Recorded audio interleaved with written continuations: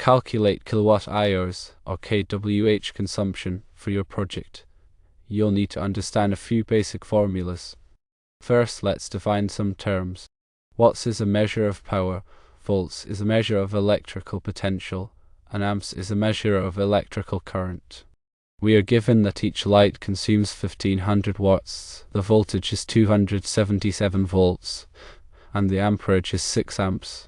The first formula we need is for calculating power in watts. Watts equals voltage multiplied by amperage. In this case, watts equals 277 volts times 6 amps, which equals 1662 watts. The second formula is for calculating amp-hours. Amp-hours equals amperage multiplied by time.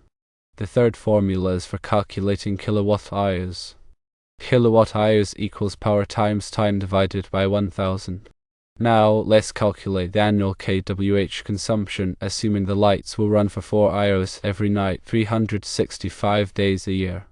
Step 1 is to calculate amp-hours per night. Amp-hours per night equals amperage times time. In our example, amp-hours per night equals 6 amps times 4 hours, which equals 24 amp-hours. Step 2 is to calculate kWh per night. kWh per night equals power times amp-hours divided by 1000. So, kWh per night equals 1662 watts times 24 amp-hours divided by 1000, which equals 39.9 kWh. Step 3 is to calculate annual kWh consumption. Annual kWh consumption equals kWh per night times days per year. Therefore, annual kWh consumption equals 39.9 kWh times 365 days, which equals 14,518.5 kWh. Because we have 42 lights in the project, the total annual kWh consumption would be 42 times 14,518.5 kWh, which equals 609,783 kWh. Keep in mind that this calculation does not include any power factor or efficiency factors. The actual kWh consumption may vary slightly depending on these factors. Additional factors can influence the calculation of energy consumption for a lighting project. Understanding these factors can lead to more accurate estimations and potentially significant cost savings. Firstly, consider the ballast factor. Metal halide lamps require ballast to regulate the current and voltage supply to the lamp. The ballast factor is the ratio of the lamp's light output using a specific ballast compared to the lamp's light output using a reference ballast. If the ballast factor is less than 1.0, a lamp will produce less light and consume less power than its rated wattage. Conversely, a ballast factor greater than 1.0 indicates higher light output and power consumption. Obtain the ballast factor from the ballast manufacturer's specifications and adjust the wattage accordingly. Secondly, consider the power factor. Power factor is a measure of how efficiently electrical power is used. It is the ratio of real power, measured in kilowatts, to apparent power, measured in kilovolt amps. A power factor of 1.0 indicates perfect efficiency, meaning all the power supplied is used to do work. A power factor less than 1.0 indicates that some of the power is wasted due to reactive loads such as inductive ballasts. Low power factors increase current flow in the electrical system, leading to higher energy losses and potentially overloading circuits. Many utilities charge penalties for low power factors, so it's essential to correct it. Power factor correction can be achieved by adding capacitors to the electrical system to offset the reactive loads. Thirdly, the lamp lumen depreciation factor, or LLF, accounts for the decrease in light output of a lamp over time. As a lamp ages, its light output gradually declines due to factors such as electrode deterioration and phosphor degradation. The LLF is the ratio of the lamp's light output at a specific point in its life to its initial light output. Lamp manufacturers provide LLF data for their lamps. Use this data to estimate the average light output of the lamps over their lifespan. Fourthly, the luminaire dirt depreciation factor, or LDD, accounts for the reduction in light output due to dirt and dust accumulation on the luminaire, a light fixture. Over time, dirt and dust can build up on the lens, reflector, and other surfaces of the luminaire, blocking light and reducing its efficiency. The LDD depends on the type of luminaire, the environment in which it is installed, and the cleaning schedule. Regular cleaning of luminaires can significantly improve their light output and energy efficiency. Fifthly, control systems can also be considered. Implementing lighting control systems can significantly reduce energy consumption by dimming or turning off lights when they are not needed. Occupancy sensors can detect when spaces are unoccupied and automatically turn off the lights. Daylight harvesting systems can adjust the light output of electric lights based on the amount of natural light available. Scheduling systems can turn off lights during periods when they are not needed, such as nights and weekends. Sixthly, consider the lamp life. The rated lamp life is the average number of hours that a lamp is expected to operate before it fails. However, lamp life can vary depending on factors such as operating voltage, ambient temperature, and the number of starts and stops. Frequent starting and stopping of lamps can significantly shorten their lifespan. Use the lamp manufacturer's data to estimate the lamp life under your specific operating conditions. Seventhly, maintenance practices should be considered. Regular maintenance of lighting systems can ensure optimal performance and energy efficiency. This includes replacing burned-out lamps promptly, cleaning luminaires regularly, and inspecting and repairing any damaged components. A well-maintained lighting system will provide better light quality and consume less energy than a neglected system. Finally, consider the climate. Ambient temperature can affect the performance and lifespan of lamps and ballasts. High temperatures can reduce light output and shorten lamp life, while low temperatures can make it difficult to start lamps. Choose lamps and ballasts that are suitable for the ambient temperatures in your area. In summary, calculating the annual kWh consumption for a lighting project involves more than just multiplying wattage by hours of use. Factors such as ballast factor, power factor, lamp lumen depreciation, luminaire dirt depreciation, control systems, lamp life, maintenance practices, and climate all play a significant role.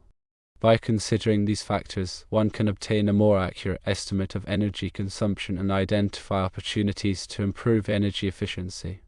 Let's dive a bit deeper into how to address the power factor in your lighting system, as it is crucial for efficiency and cost management. To start, understand that a lower power factor, say below 0.9, means your system is drawing more current than necessary to deliver the required power. This excess current leads to increased losses in your wiring and equipment, higher electricity bills, and potential overloading of your electrical infrastructure. The most common method to improve power factor is by installing power factor correction, or PFC capacitors. These capacitors act as reactive current generators, compensating for the inductive loads caused by the ballasts in your metal halide lamps. By supplying the reactive power needed by the lamps, the capacitors reduce the amount of reactive power that the utility company must supply, thereby decreasing the overall current drawn from the grid. Sizing the PFC capacitors properly is crucial.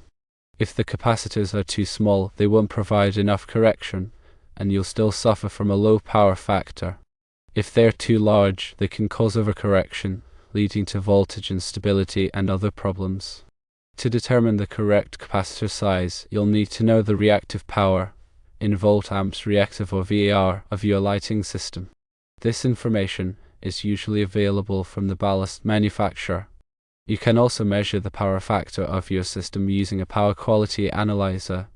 Once you have the reactive power, you can use the following formula to calculate the required capacitance C in farads. C equals VAR divided by 2 times pi times frequency squared times voltage squared. Where VAR is the reactive power in volt-amps, reactive frequency is the system frequency in hertz, typically 60 Hz in the United States, and voltage is the system voltage in volts. After calculating the capacitance, you'll need to select capacitors with the appropriate voltage and current ratings. The capacitors should be rated for continuous operation at the system voltage and should be capable of handling the maximum current that they will be subjected to. It's also important to consider the harmonic content of the current waveform. Harmonics are distortions in the current waveform that can be caused by nonlinear loads such as electronic ballasts. Harmonics can increase the stress on the capacitors and shorten their lifespan. If your system has significant harmonic content, you may need to use harmonic filters in addition to PFC capacitors. There are two main ways to install PFC capacitors: individually at each luminaire or centrally at the electrical panel. Individual correction is more effective because it corrects the power factor at the source of the reactive power. This reduces current flow throughout the entire electrical system, minimizing losses. However, individual correction can be more expensive because it requires more capacitors and more installation labor. Central correction is less expensive because it requires fewer capacitors and less installation labor. However, central correction only corrects the power factor at the electrical panel. This means that the current flow in the wiring between the luminaires and the panel will still be higher than necessary. After installing PFC capacitors, it's important to verify that they are working correctly. Use a power quality analyzer to measure the power factor of your system before and after the installation. The power factor should improve significantly after the installation. Also, inspect the capacitors regularly for signs of damage, such as bulging or leaking. Damaged capacitors should be replaced immediately. Finally, remember that power factor correction is just one aspect of energy efficiency. Consider other measures such as using high-efficiency lamps and ballasts, implementing lighting controls, and improving the insulation of your building. These measures can further reduce your energy consumption and save you money. Now let's talk more about lighting control systems, which can significantly reduce energy consumption in your security lighting projects. Lighting control systems range from simple manual switches to sophisticated automated systems that adjust light levels based on occupancy, daylight availability, and time of day. The most basic type of lighting control is a manual switch. While simple and inexpensive, manual switches rely on people to remember to turn lights on and off, which is often not reliable. A more advanced option is occupancy sensors. These devices detect the presence or absence of people in a space and automatically turn lights on or off accordingly. Occupancy sensors can be either ultrasonic, infrared, or microwave-based, each with its own advantages and disadvantages. Ultrasonic sensors emit high-frequency sound waves and detect changes in the reflected waves caused by movement. They are relatively inexpensive and can cover a large area, but they can be affected by air currents and other sources of noise.